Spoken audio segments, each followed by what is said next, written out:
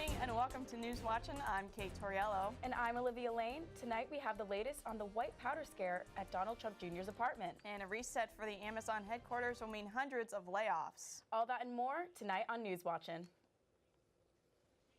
A heavy snowstorm swept across the Midwest over the weekend.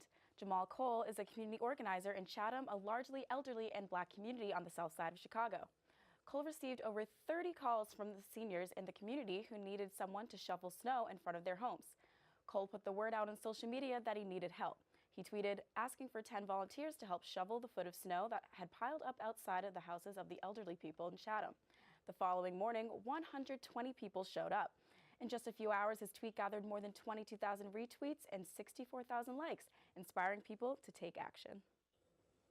A mysterious envelope containing a white powder was sent to Donald Trump Jr.'s apartment in Manhattan on Monday. The envelope was opened by Trump's wife, Vanessa, and then exposed to his mother-in-law.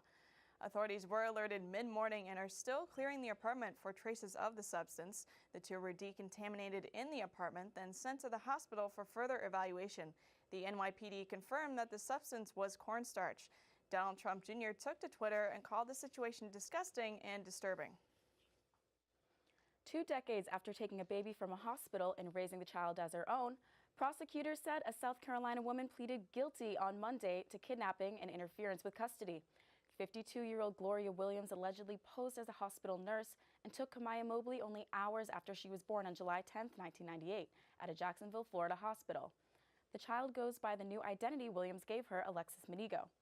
Following up on a tip given to the National Center for Missing and Exploited Children in August 2016, detectives interviewed a witness.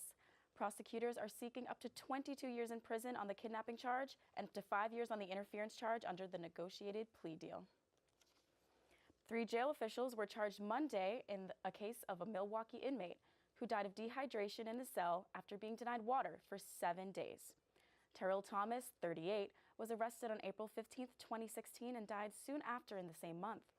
Former jail administrator Major Nancy Evans faces 1 charge of felony misconduct and 1 misdemeanor charge of obstruction. Lieutenant Kashka Metters and Corrections Officer James Ramsey Guy each face 1 count of felony neglect in Thomas's death.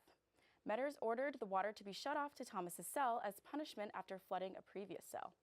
There is now an internal review taking place at the jail. Amazon is laying off hundreds of workers following several years of growth for the company. The cuts are being made at its headquarters in Seattle and on its global operations team. The layoffs are meant to act as a reset and reconstruction for the company's web service division, Amazon stated that they have been offering new roles to those affected by the layoffs and plan to focus more on the development of the popular Alexa robot. Amazon currently maintains more than 500,000 workers per year. And if you haven't seen it yet, plan your visit to the National Portrait Gallery in Washington, D.C. now. On Monday, the official portraits of former President Barack Obama and his wife, Michelle, were unveiled at a small ceremony. Michelle's portrait included muted tones on a plain background, while Barack's included brightly colored flowers in a garden. He made a short speech praising the artist for capturing his wife's grace and beauty, while Michelle was proud to be the portrait young girls would look at for years to come. Tom Hanks and Steven Spielberg were among those in attendance at the ceremony. On Monday afternoon, the stars of the upcoming film, Black Panther, sat down for a Twitter Q&A. Actors Chadwick Boseman, Lupita Nyong'o, Michael B. Jordan, and more all participated. Fans have been dying to see this movie since last summer when the first trailer was released. Lupita recalled, "There was this hashtag Black Panther so lit thing that was going on, and the memes and GIFs were so entertaining." Boseman was touched by the now viral Black Panther Challenge, where hundreds of crowdfunding initiatives have raised over $400,000 to host Black Panther screenings for children all over the U.S. Well, an American 17-year-old Olympic athlete won gold in snowboarding after, well, being your average American 17-year-old. Gerard slept in after spending a long night with Netflix delaying the event. When Gerard finally got out of bed, he realized he had lost his jacket, but that was not going to stop him from giving it his all. Gerard won the gold medal and celebrated with shotgunning a beer at 8:30 a.m. and admitted at a press conference that he wasn't even sure what the Olympics were before competing in South Korea. Gerard is the youngest American to win a gold medal in 90 years.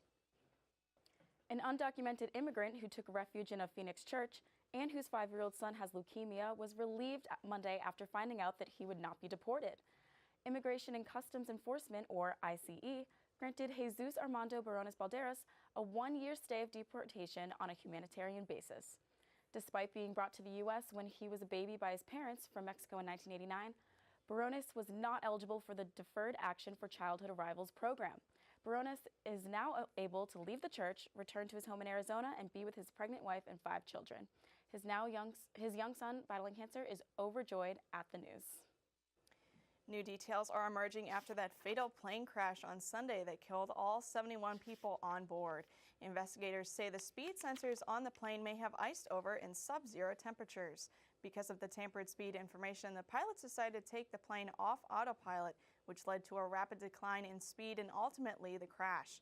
The investigators also said that the plane was intact when it landed, but an explosion on impact caused the peril of all passengers. It was said that the pilot of the plane had over 5,000 hours of flying time. Coming up on News Watchin', a woman reunites with her wedding dress 38 years later. A man catches his pants on fire with an e-cigarette. And a video of a kid jumping on a frozen trampoline goes viral. Stay with us.